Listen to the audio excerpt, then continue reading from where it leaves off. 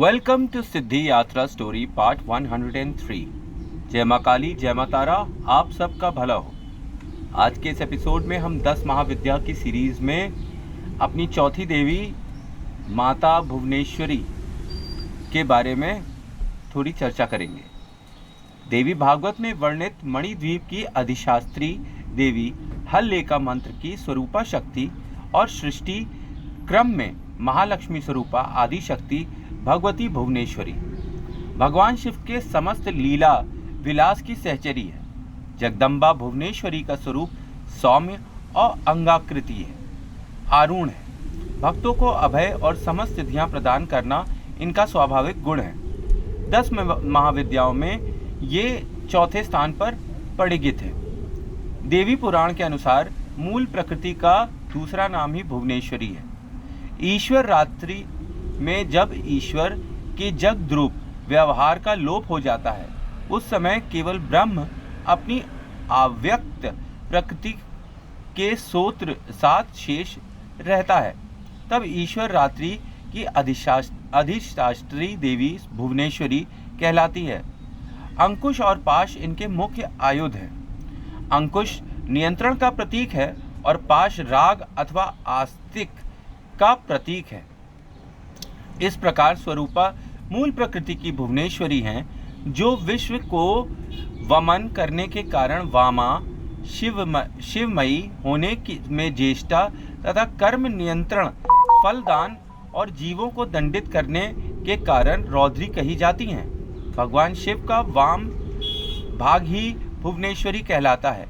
भुवनेश्वरी के संग ही भुवनेश्वर सदाशिव को सर्वेश होने की योग्यता प्राप्त होती है।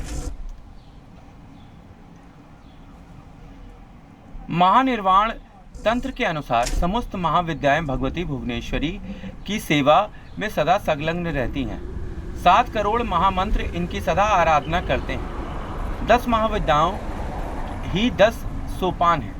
काली तत्व के निर्गत होकर कमला तत्व की 10 स्थितियां हैं, जिनमें अव्यक्त भुवनेश्वरी व्यक्त होकर ब्रह्मांड का रूप धारण कर सकती है तथा प्रलय में कमला से अर्थात व्यक्त जगत के क्रमशः लय होकर काली रूप में मूल प्रकृति बन जाती है। इसलिए इन्हें काल की जन्म दात्री भी कहा जाता है। दुर्गा सप्तशती के 11वें अध्याय के मंगलाचरण में कहा गया है कि भुवनेश्वरी देवी का ध्यान करता हूँ। उनके श्री अंगों की शोभा प्रातः काल के सूर्य दव के समान आरूढ़ाभाव है। उनके मस्तक पर चंद्रमा का मुकुट है। 3 नेत्रों से युक्त देवी के मुख पर मुस्कान की छटा छाई रहती है। उनके हाथों में पाश, अंडकुश एवं अभय मुद्रा शोभा पाते हैं। इस प्रकार ब्रह्मणी तंत्र की यह धारणा पुराणों में विवरणों से भी पुष्ट होती है कि प्रकार से काली और भुवनेश्वरी दोनों में अभेद है।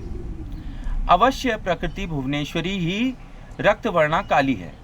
देवी की भागवत के अनुसार दुर्गम नामक दैत्य का अत्याचार संतप्त होकर देवताओं और ब्राह्मणों ने हिमालय पर सर्व कारण स्वरूपा भगवती भुवनेश्वरी की ही आराधना की थी। उनकी आराधना से प्रसन्न होकर भगवती भुवनेश्वरी तत्काल प्रकट हो गईं। वे अपने हाथों से बाण, कमल पुष्प तथा शाक मूल लिए हुए थी। उन्होंने अपने नेत्रों से अश्रु जल की सहस्त्रों धाराएं प्रकट की। इस जल से भूमंडल में के सभी प्राणी तृप्त हो गए। समुद्रों तथा सरिताओं अगाध जल से भर गया और समस्त औषधियां सिंच गईं। अपने हाथ में लिए गए शाकों और फूल मूल से प्राणियों का पोषण करने के कारण भगवती भुवनेश्वरी ही शताक्षी तथा शाकंभरी के नाम से विख्यात हुई। उन्होंने दुर्गा मासुर को युद्ध में मारकर उसके द्वारा अपहृत वेदों को देवताओं को पुण्य सौंपा था। उसके बाद भगवती भुवनेश्वरी का एक नाम दुर्गा भी प्रसिद्ध हुआ।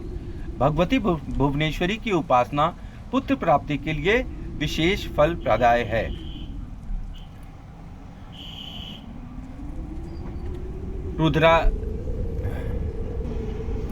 माता भुवनेश्वरी ही साताक्षी और शाकंभरी देवी के नाम से विख्यात हुई हैं। इन्होंने हिमालय की शिवालिक पर्वत श्रृंखला पर खड़े होकर 9 दिन और 9 रात तक का अश्रु वृष्टि की माँ शाकंभरी देवी के नाम से सहारनपुर में पूजित हैं। यह वैभव का प्रसंग चल रहा है। यह मानवी एवं भौतिकी है। ऐश्वर्य देवी आध्यात्मिक भावनात्मक है। क्योंकि माता भुवनेश्वरी ब्रह्मांड की संरक्षक हैं, इसलिए वे अपने भक्तों को सुरक्षा और जन्म और मृत्यु के चक्र से पूर्ण मुक्ति देती हैं और आशीर्वाद देती हैं। इनका नाम पृथ्वी देवी के नाम से भी जाना जाता है, क्योंकि ये भुवनेश्वरी हैं। पूरी पृथ्वी पे जो भी सृष्टि हुई है वह माता भुवनेश्वरी के ही आशीर्वाद से हुई है। आपके जीवन काल में जो भी आप संपदा बनाते हैं वह माता भुवनेश्वरी के आशीर्वाद से ही प्राप्त होती है। भुवनेश्वरी को आदिशक्ति और मूल प्रकृति भी कहा गया है। भुवनेश्वरी साताक्षी और शाकंभरी नाम से प्रसिद्ध हुई है। कहते हैं कि इन्होंने दुर्गमासुर का वध किया था। इन्हें काल की जन्मदात्री भी कहा जाता है। पुत्र प्राप्ति के लिए माता भुवनेश्वरी की आराधना फलदायिनी मानी गई है। यह साताक्षी और शाकंभरी नाम से भी जानी जाती है। यह महाविद्या की आराधना से सूर्य के समान तेज ऊर्जा प्राप्त होती है और जीवन मान सम्मान से भर जाता है। माता भुवनेश्वरी का मंत्र इस वीडियो के एंड में मैं छोड़ जाऊंगा। Thanks for watching. जय मां काली, जय मां तारा। आप सबका भला हो। ओम ह्रीं भुवनेश्वराय नमो नमः।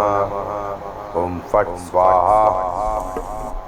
ओम ह्रीं भुवनेश्वराय नमो नमः। ओम फट स्वाहा। ओम ह्रीं भुवनेश्वराय नमो नमः। ओम फट स्वाहा।